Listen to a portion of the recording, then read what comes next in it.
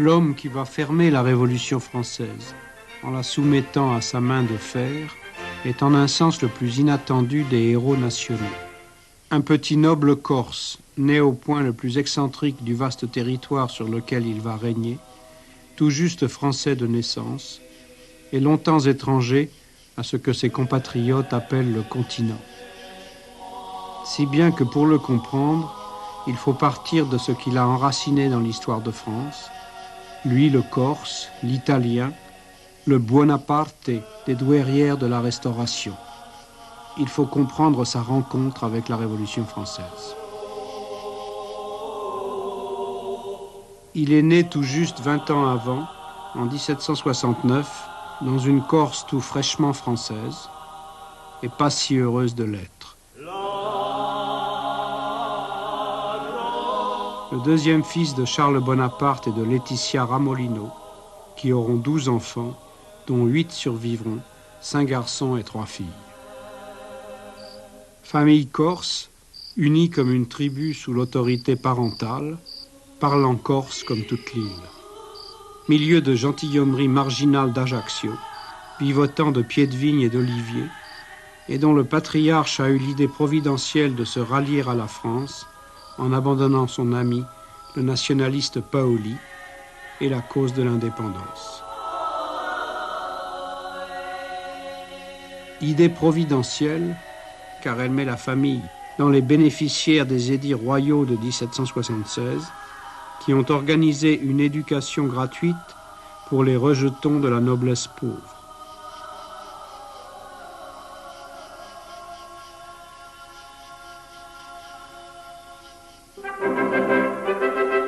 Le jeune Napoléon étudie donc à Brienne, de 1779 à 1784. Il y reçoit une bonne formation, générale et militaire. Il est bon en mathématiques et en histoire. Son professeur d'histoire, justement, exprime sur lui ce jugement. Corse de caractère et de nation, ce jeune homme ira loin s'il est favorisé par les circonstances.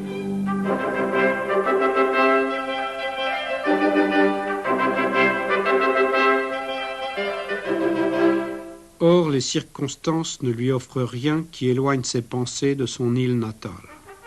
Au contraire, il a rejoint le clan Paoli qu'avait abandonné son père. Sorti de l'école militaire en 1785, sous-lieutenant d'artillerie, il vit sa vie de garnison comme autant d'intermèdes à ses séjours corses. La rencontre morale avec la France est longue à se faire, et même la Révolution ne parvient pas à l'opérer.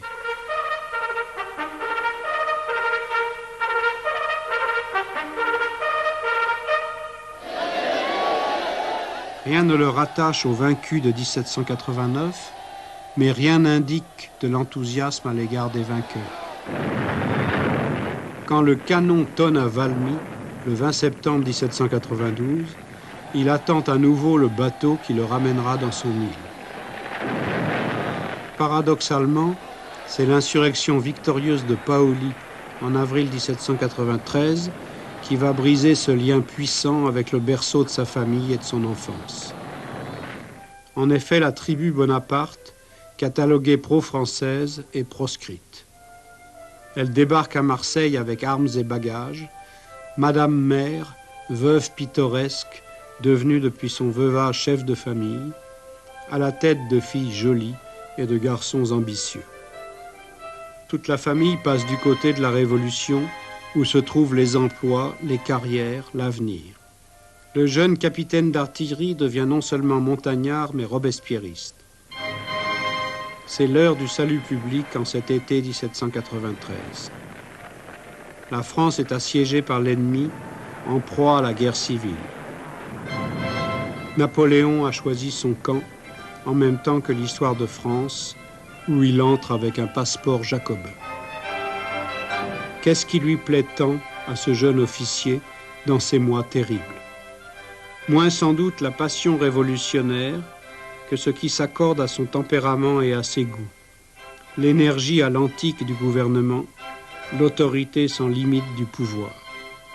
Et la carrière ouverte au talent, le métier militaire honoré s'il est victorieux, les promesses de l'égalité dans une profession encombrée encore de particules et de préjugés. Toulon est repris aux Anglais grâce à ses conseils le 17 décembre 1793. Le voici aussitôt nommé général de brigade. Mais le 9 Thermidor interrompt cette ascension fulgurante du jeune général robespierriste, mis quelques semaines en prison et ensuite sans affectation. Les nouveaux chefs de la Révolution lui proposent un emploi en Vendée qu'il refuse, peu soucieux de s'illustrer sur ce théâtre sans gloire. Pourtant, il accepte le 13 Vendémiaire, 5 octobre 1795, d'être un des généraux qui répriment, sans trop de mal d'ailleurs, l'insurrection du Paris royaliste contre la Convention. Les muscadins des beaux quartiers veulent briser l'autorité des thermidoriens qui cherchent à se perpétuer dans les institutions du Directoire par le décret des 2/3. Bonaparte, nommé par Barras, les disperse à coups de canon. C'est, après Toulon, la deuxième scène de son mariage avec la France républicaine.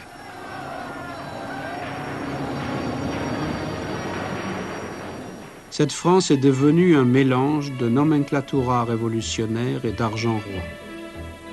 La première a survécu pour fêter le couronnement du second. Dans ce milieu où règne Barras, ci-devant vicomte, ex-terroriste devenu le grand manipulateur du Directoire, le jeune général fait un personnage assez singulier.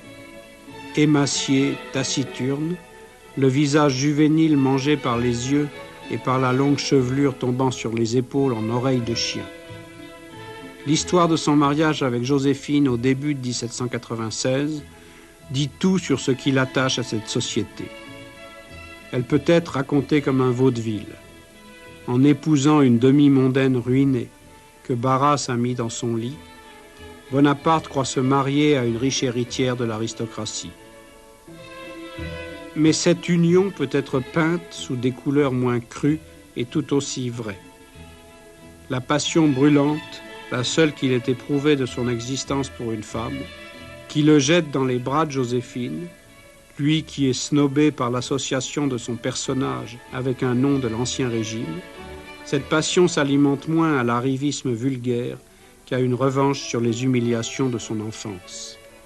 Car si ce petit gentilhomme corse juge la bourgeoisie, dont il ne sera jamais, il en partage le sentiment collectif le plus profond, l'amour-haine de l'aristocratie.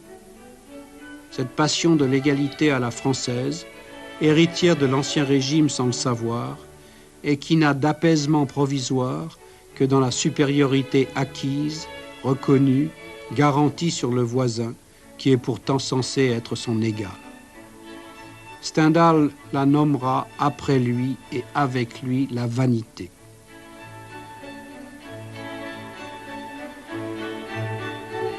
Le petit Bonaparte qui épouse la Beauharnais est bien, à travers cette passion, naturalisé français. Plus encore qu'on ne pourrait croire, car s'il se fabrique peu à peu l'idée de gouverner la Révolution, idée que tant d'autres ont eue en vain avant lui, ce Méditerranéen calculateur est aussi un rêveur. Il est un homme de l'égalité comme les autres, mais à l'autre grande passion des Français de cette époque, la gloire de la nation, il va offrir mieux que personne sa légende, tirée de ce qu'il apporte de son génie exceptionnel dans les événements. C'est l'armée d'Italie, troisième épisode et de loin le principal de sa fulgurante ascension, alors qu'il n'a que 27 ans. Il y est nommé grâce à Barras encore, en mars 1796, et c'est le rêve de sa vie. C'est un peu son pays, sa langue, sa famille, le théâtre idéal où réunir ces deux patries dans ses victoires, et il a son plan de longtemps. Séparer les Piémontais des Autrichiens par une offensive rapide, forcer d'abord les premiers à la paix et puis chasser les seconds de Lombardie. Programme accompli à la mi-mai, quand Bonaparte entre à Milan, après avoir inventé son style militaire, fait de concentration des coups et de vitesse de déplacement. C'est sans doute à cette époque et à Milan que prend corps l'idée de son destin, dans ce palais de Montebello où il commence à vivre comme un souverain plus que comme un général de la République. Ce que j'ai fait jusqu'ici n'est rien encore. Je ne suis qu'au début de la carrière que je dois parcourir. Croyez-vous que ce soit pour faire la grandeur des avocats du directoire, des Carnot, des Barras, que je triomphe en Italie? Croyez-vous que ce soit aussi pour fonder une république? Quelle idée! Une république de 30 millions d'hommes avec nos mœurs, nos vices. Où en est la possibilité? C'est une chimère dont les Français sont engoués, mais qui passera comme tant d'autres. Il leur faut de la gloire, des satisfactions, de la vanité, mais de la liberté, ils n'y entendent rien. À partir de là, Bonaparte fait jeu égal avec le pouvoir civil à Paris, auquel il impose largement ses choix, puisque le traité de Campo Formio, au tout début de 1797, est son œuvre. Le chemin du pouvoir n'est pas encore ouvert. Bonaparte gère l'attente en politique, sans se compromettre dans les luttes intérieures, déléguant simplement Augereau, un de ses lieutenants, pour sauver la République d'une restauration royaliste le 18 Fructidor 1797, 5 septembre. Bientôt s'ouvre le chemin de l'Égypte, expédition manigancée par Talleyrand, ministre des Relations extérieures, dans l'idée d'y frapper les intérêts anglais. Idée qui n'est pas réaliste, mais qui offre au général célèbre un nouveau terrain d'illustration dont il saisit au vol l'occasion.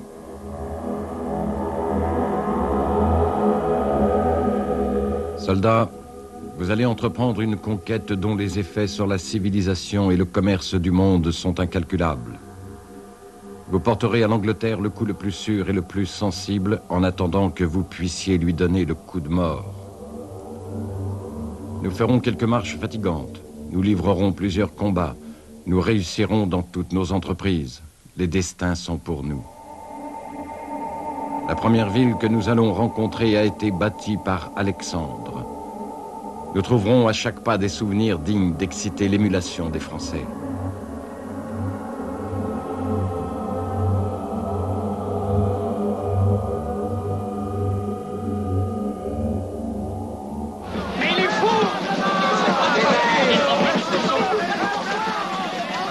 Débarquant dans la nuit du 1er au 2 juillet à Alexandrie, Bonaparte y laisse Kléber avec 3000 hommes et s'ouvre ensuite la route du Caire contre les Mamelouks, ces janissaires turcs au service du Pacha, lui-même au service de l'Empire ottoman.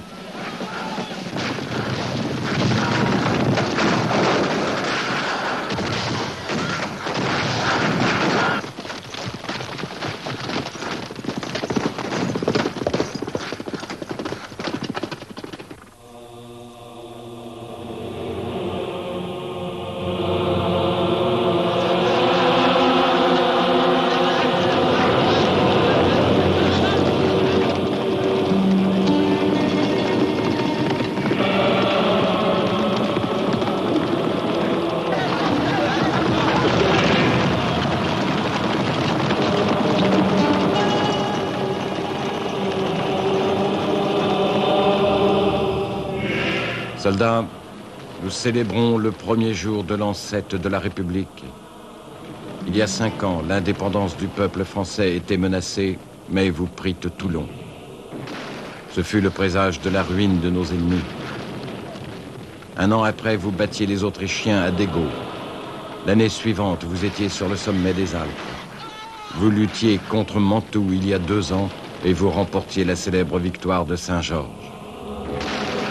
L'an passé, vous étiez aux sources de la Drave et de l'Isonzo, de retour de l'Allemagne.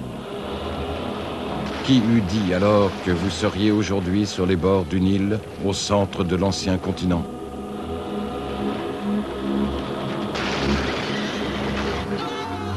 Depuis 5 mois que nous sommes éloignés de l'Europe, nous avons été l'objet perpétuel des sollicitudes de nos compatriotes. Dans ce jour, 40 millions de citoyens célèbrent l'ère des gouvernements représentatifs. 40 millions de citoyens pensent à vous. Tous disent, c'est à leurs travaux, à leur sang que nous devons la paix générale, le repos, la prospérité du commerce et les bienfaits de la liberté civile. Soldats, nous avons une carrière de fatigue et de danger à courir. Après avoir mis l'Orient hors d'état de ne rien faire contre nous dans cette campagne, il nous faudra peut-être repousser les efforts d'une partie de l'Occident. Vous y trouverez une nouvelle occasion de gloire. Et si au milieu de tant de combats, chaque jour est marqué par la mort d'un brave, il faut que de nouveaux braves se forment et prennent rang à leur tour parmi ce petit nombre qui donne l'élan dans les dangers et maîtrise la victoire.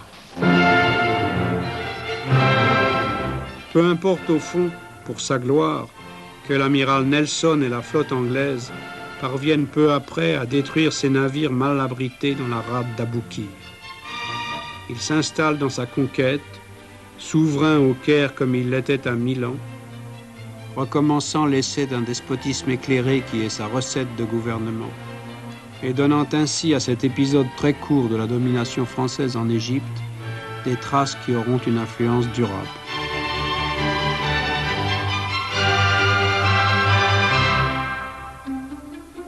Soldats, nous avons beaucoup souffert.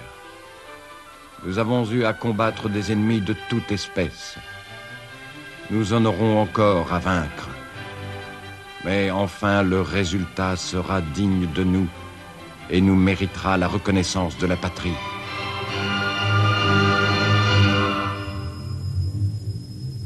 Les nouvelles d'Europe m'ont décidé à partir pour la France. Je laisse le commandement de l'armée au général Kléber. L'armée aura bientôt de mes nouvelles. Je ne puis en dire davantage.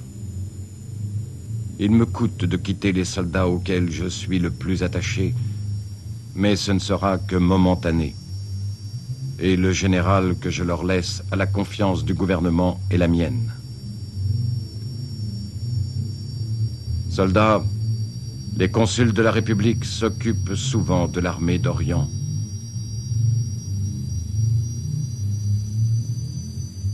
Mais les événements de France, les menaces extérieures qui pèsent à nouveau en 1799 sur le territoire national, et la crise de régime décident Bonaparte à rentrer. Il quitte presque clandestinement son armée le 22 août pour ne pas laisser au nouveau directeur, l'inévitable Sieyès, les mains libres dans le remaniement constitutionnel que tout le monde sent nécessaire et imminent. Quand il touche à Fréjus le 9 octobre, le temps a bien travaillé pour lui. Ses malheurs privés, comme toujours Joséphine lui a été infidèle, font contraste avec sa gloire nationale. J'aime tant cette femme. Si Joséphine est coupable, il faut que le divorce m'en sépare à jamais. Je ne veux pas être la risée de tous les inutiles de Paris. À Paris, tous les notables du directoire, sentant en lui la puissance de demain, le reçoivent avec 1000 égards. Seule la rencontre avec Sieyès tarde à se faire, car les deux hommes se flairent en rivaux. Mais nécessité fait loi. Sieyès, qui selon sa formule cherche une épée pour forcer la voie à la nouvelle constitution qu'il imagine, n'a pas vraiment le choix. Le coup d'État, consenti d'avance par le pays, a lieu les 18 et 19 Brumaire 1799, 9 et 10 novembre. Le 18, tout va bien. Tout se conforme au scénario des conjurés. Les anciens, convoqués au petit jour, prétextent un complot anarchiste pour transférer les conseils à Saint-Cloud. Bonaparte est chargé de l'exécution du décret. Le directoire est ou bien gagné ou bien neutralisé. L'administration et l'armée suivent.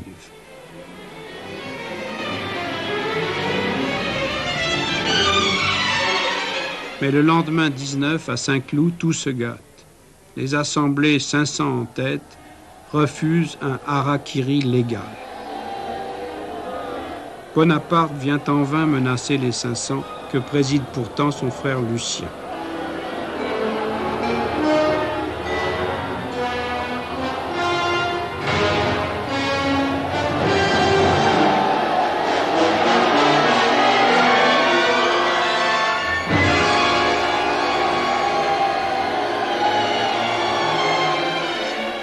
Finalement, il faut faire donner la troupe pour disperser les députés au crépuscule, après quoi les anciens prêtent à nouveau l'oreille pour voter ce que Sieyès leur demande, un nouvel exécutif de 3 membres. Sieyès et son affidé Roger Ducos, plus naturellement Bonaparte. Exécutif chargé de faire un nouveau texte constitutionnel. 3 consuls, assistés de 2 commissions législatives, pour que les 2 assemblées conservent une existence symbolique. Dans la nuit, tout le monde rentre de Saint-Cloud dans la capitale, qui est restée d'un calme exemplaire. Le texte qui sort des délibérations des 3 consuls comporte un premier consul tout-puissant et 2 autres réduits à jouer les utilités. Retour du principe monarchique dans la République, qui constitue la marque de la victoire de Bonaparte, le nouveau premier consul, sur Sieyès, qui refuse d'être l'un des 2 autres. Cambacérès, un ancien conventionnel de la Plaine, et Lebrun, un ancien secrétaire du chancelier Maupoux sous l'Ancien Régime, acceptent l'emploi. Le suffrage universel est en principe retenu, mais le vote populaire n'est plus utile qu'à fournir à tous les échelons administratifs du pays, de la commune jusqu'aux assemblées, des listes de candidats où le pouvoir exécutif choisit lui-même les élus. Quant aux assemblées, qui n'ont plus l'initiative des lois, leur multiplicité permet de fragmenter encore leurs rôles respectifs. La plus importante des assemblées, d'ailleurs, est celle qui est purement et simplement nommée, la plus haute cour administrative de la République, ce Conseil d'État qui est encore une des colonnes vertébrales de l'État, 200 ans après. C'est là que le premier consul va venir animer souvent les discussions capitales sur la législation civile post-révolutionnaire. C'est là que va prendre sa forme durable le droit de la société né de 1789, élaboré par les hommes de la Révolution. Alors que le tribunat est chargé de discuter les textes de loi et le corps législatif de les voter, le Sénat qui siège au Luxembourg comme aujourd'hui rassemble les gardiens de la Constitution. En fait, le régime étant ce qu'il est, dans les mains d'un seul homme, le Sénat sera avant tout formé des plus grands notables de la République, somptueusement habillés, bien rentés, mais peu influents.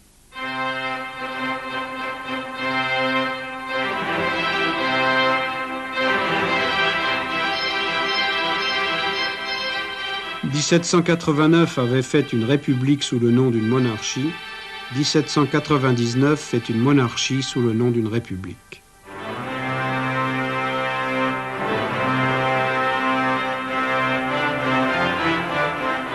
Le vaste consentement de l'opinion publique sur quoi prend appui le consulat tient à la réconciliation nationale dont Bonaparte a fait son drapeau.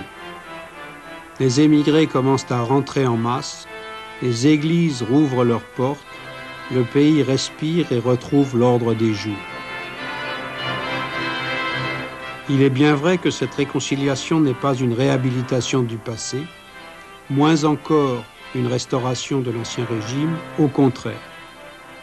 Elle suppose l'acceptation de l'héritage de 1789 et la défense de l'égalité civile, pour ne rien dire des conquêtes extérieures.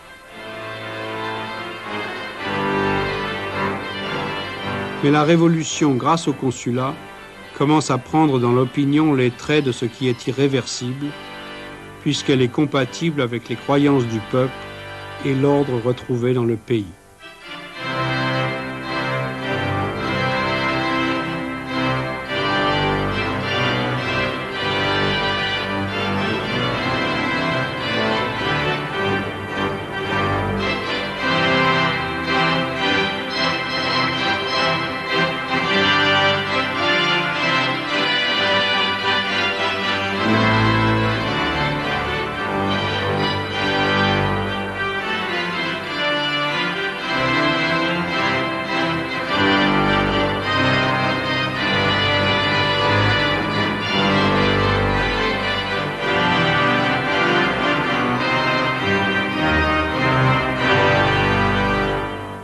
Aux Tuileries, le château tragique où avait sombré la vieille monarchie et où avait siégé le comité de salut public, le général Corse figure l'image la plus inattendue d'un nouveau roi de France.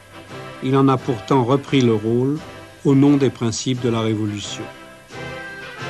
Mais de la monarchie, il lui manque déjà quelque chose qu'il ne pourra jamais obtenir.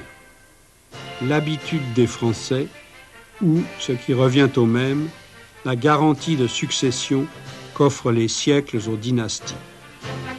Lui n'est devenu le maître de la France et des esprits des Français que par la Révolution et par ses victoires. La condition de son pouvoir, c'est qu'il continue à en être la double incarnation.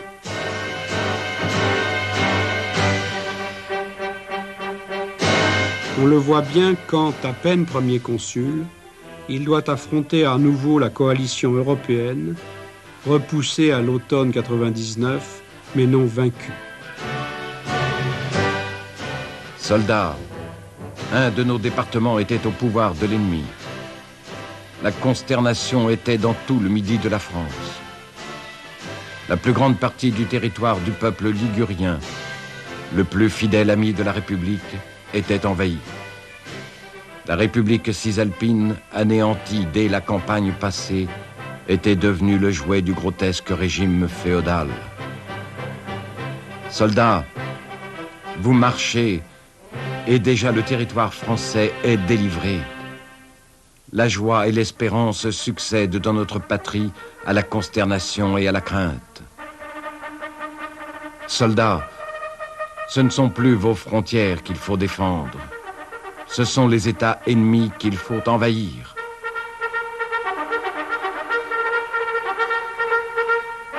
Il passe les Alpes comme Hannibal et tombe sur les Autrichiens dans la campagne milanaise.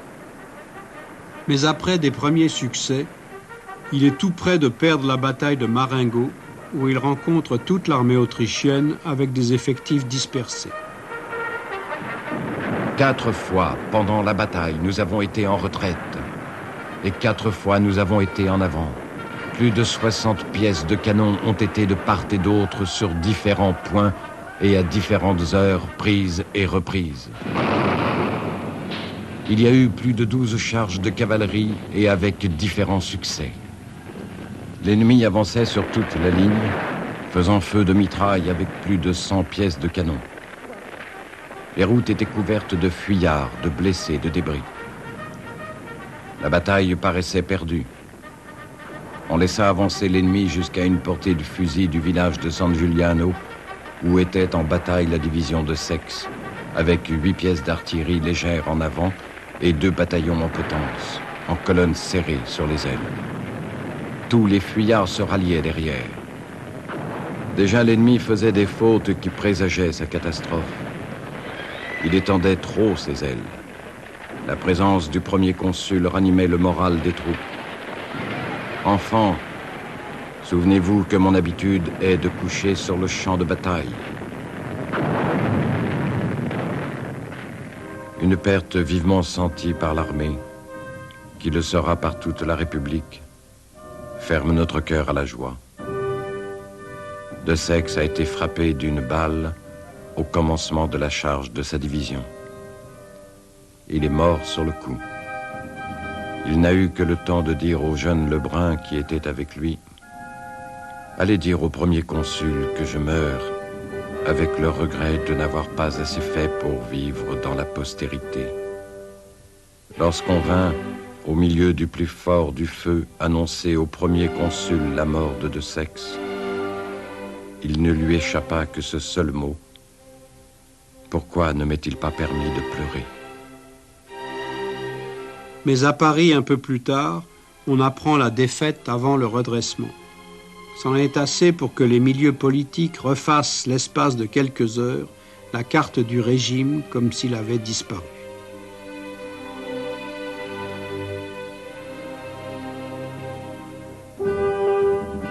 L'agent royaliste Hyde de Neuville note dans ces jours-là que, je cite, « Marengo fut le baptême du pouvoir personnel de Napoléon. Pouvoir immense mais pouvoir fragile, puisqu'il est viager, et non seulement à la merci d'une défaite, mais aussi d'un attentat. Dieu sait que les royalistes ne l'ignorent pas et tentent leur chance. Le 24 décembre 1800, rue Saint-Nicaise, alors que sa voiture l'emmène au théâtre, Bonaparte n'échappe que par miracle à l'explosion d'une machine infernale, mise au point par le chef chouan Cadoudal.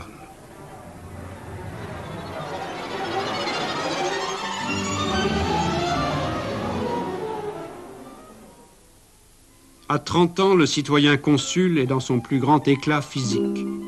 Moins olivâtre que le général d'Italie, pas encore rondouillard comme l'empereur. Il vit dans le bruissement de sa gloire et dans l'enivrement du travail gouvernemental, les deux passions de sa vie quotidienne, donnant même un peu de son temps au plaisir et au divertissement. Ce sont les beaux jours de la Malmaison, ce petit château intime que Joséphine a acheté pour en faire son Trianon. Bonaparte y travaille aussi, mais surtout il y manifeste une sorte de bonheur privé dont la femme de Junot, qui sera duchesse d'Abrantès, a été la mémorialiste. La Malmaison, à l'époque dont je parle, était une maison de campagne jolie, agréable à cause de ses environs, mais comme habitation tout à fait incommode, et de plus fort malsaine. Madame Bonaparte avait fait cette acquisition, à ce que m'a dit Brunetière, qui s'était trouvée mêlée dans cette affaire, comme un enfant qui achète une poupée qui lui plaît, sans savoir si elle s'en amusera longtemps. Le parc n'était pas grand, c'était un joli jardin anglais, et le château tombait de tous les côtés. Le parc était fermé par un mur qui se prolongeait sur la route de Saint-Germain, excepté au commencement, le long de la pelouse devant le château. La Malmaison était donc une jolie maison de plaisance, et voilà tout. On dînait, comme je l'ai dit, à 6 heures.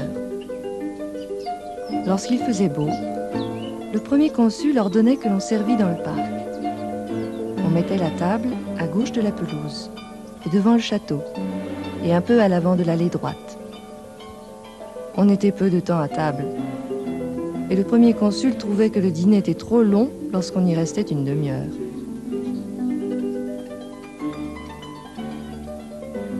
Lorsque nous nous rendîmes dans la salle à manger, le premier consul était déjà à table.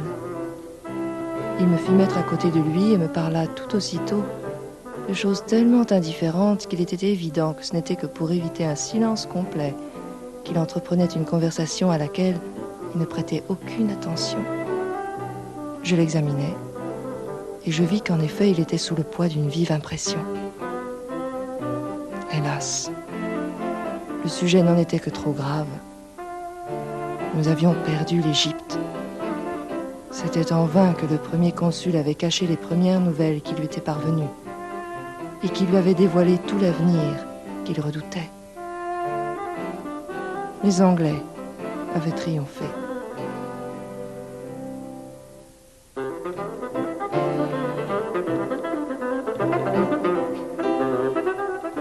Il n'a pas encore de cour et vit entouré de ses aides de camp et de ses amis généraux, au-dessus d'eux, mais non isolés d'eux. Joséphine a enfin compris qu'elle avait tiré sans le savoir le plus gros numéro, et leur couple figure assez bien, par la singularité de ce qui les a réunis, les hasards de la société nouvelle. Ces deux marginaux de la Révolution, la courtisane des îles et le petit soldat corse, ont fini par incarner pour un court moment la France bourgeoise qui commence sa vie de château. La France est sous le charme de ce souverain nouveau qui est son fils le plus brillant. Ce que Bonaparte a de royal vient d'abord de ce qu'il est l'enfant prodige de la République. Un Washington français, tout jeune et pourtant si tardif. C'est au moment où la Révolution ferme son théâtre intérieur qu'elle rencontre enfin son grand homme, selon la pente de son génie.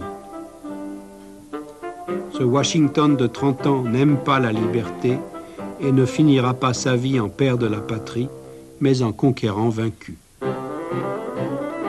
Reste que pour quelques années, celle qui le sépare du sacre en 1804. Il est l'homme qui enchaîne enfin les événements et qui fonde l'État moderne sur l'héritage de la Révolution. La dictature que Bonaparte organise n'est pas une dictature militaire, mais civile. Son ressort intérieur n'est pas l'armée, mais l'administration. Le premier consul porte à un point que la monarchie n'aurait jamais espéré, bien que ses ministres y aient souvent pensé, de Colbert à Turgot, la centralisation administrative d'une France débarrassée de ses corps intermédiaires par 1789 et ramenée à une société d'individus égaux. Le préfet est le petit roi du département. La justice fonctionne dans la main de l'État. L'enseignement est rigoureusement contrôlé. Même le clergé retrouve le chemin gallican de l'obéissance stricte au pouvoir temporel au terme du concordat signé avec le pape le 15 juillet 1801, après un an de laborieuses négociations. Le pape obtient la fin de l'Église constitutionnelle et l'investiture des nouveaux évêques. Mais le premier consul a désormais une Église catholique unifiée dont il a le contrôle, instrument indispensable à ses yeux du gouvernement des hommes. D'ailleurs, la situation en fait foi. Le concordat, impopulaire chez ses généraux, parachève son œuvre de réconciliation nationale.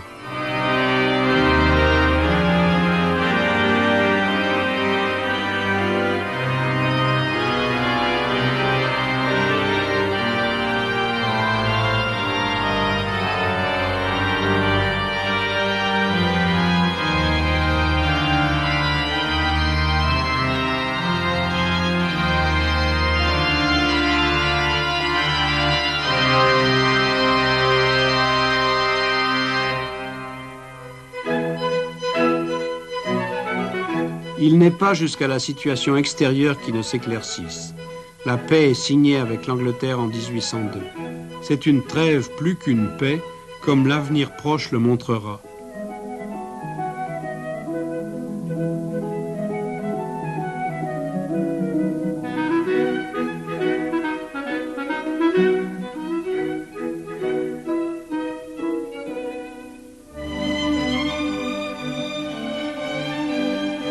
Inventeur d'un corps de fonctionnaires dont la masse, le nombre, sont inédits dans l'histoire, le premier consul a été du coup un extraordinaire distributeur d'emplois.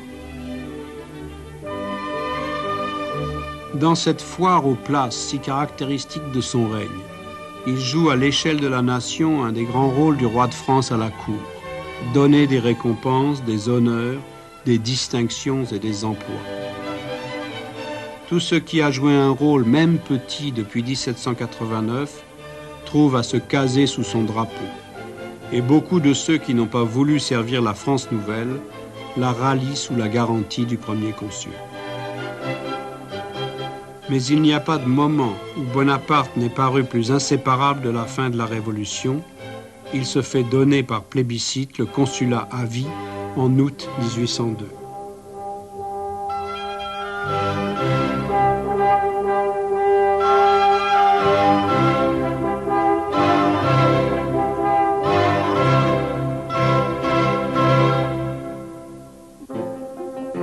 Qu'a-t-il encore comme adversaire en France?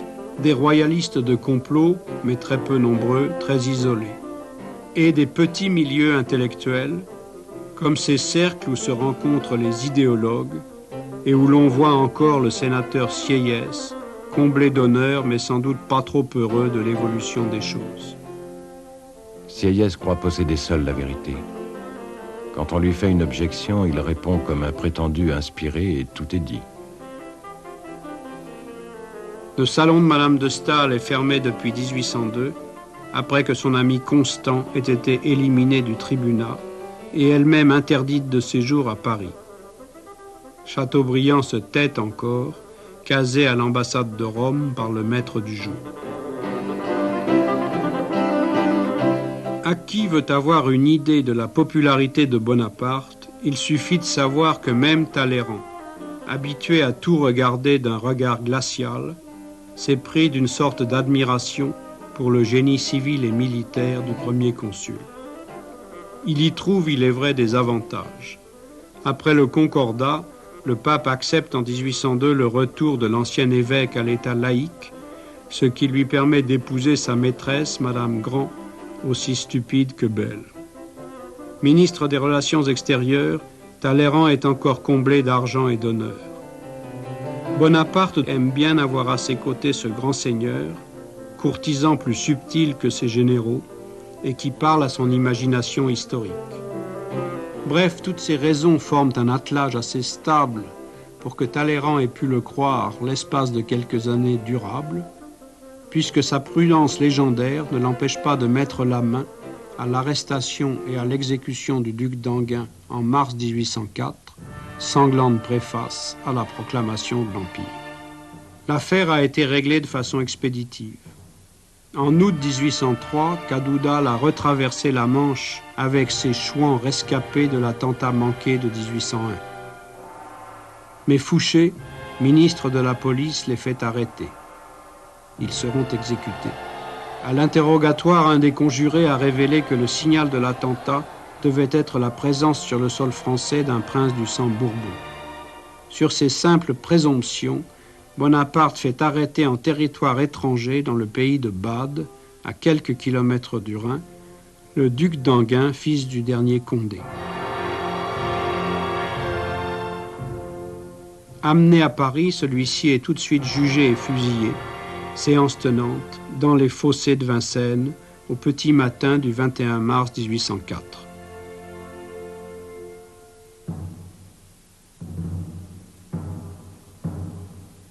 Bonaparte, comme la Convention, vient de verser le sang Bourbon.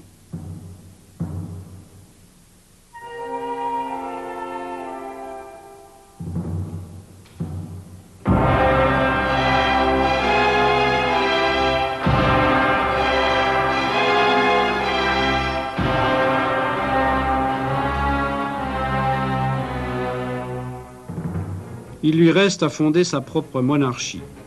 C'est l'objet du sacre le 2 décembre 1804, par lequel il devient empereur des Français.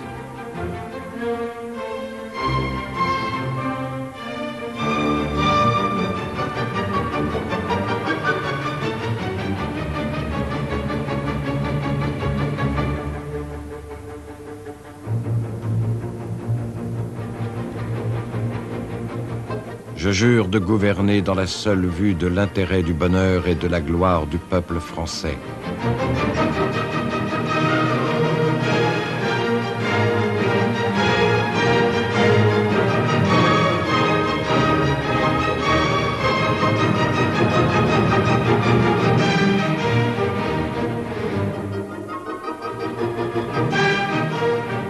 Je monte au trône où m'a appelé le vœu unanime du Sénat, du peuple et de l'armée, le cœur plein du sentiment des grandes destinées de ce peuple que, du milieu du camp, j'ai le premier salué du nom de grand. Mes descendants conserveront longtemps ce trône.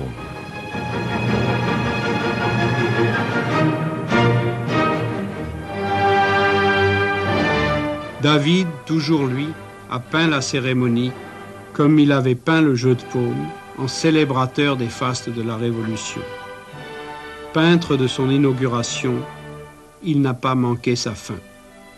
Il a représenté le moment où, tout juste ceint du diadème de laurier d'or, Napoléon s'apprête à couronner Joséphine à genoux sur la première marche de l'autel. En déplaçant la scène centrale du couronnement de l'empereur à celui de l'impératrice, il a mis en valeur la souveraineté du premier et la grâce célèbre de la seconde, tout en marginalisant la présence du pape, assis à droite et qui semble presque absent du grand spectacle. Autour, c'est le tout empire qui est réuni. La famille d'abord du côté gauche, les frères Joseph et Louis à l'extrême gauche, qui font paraître des figures de bandits corses endimanchés, puis les sœurs, et Hortense de Beauharnais tenant son fils par la main, derrière les porteuses de la traîne de Joséphine.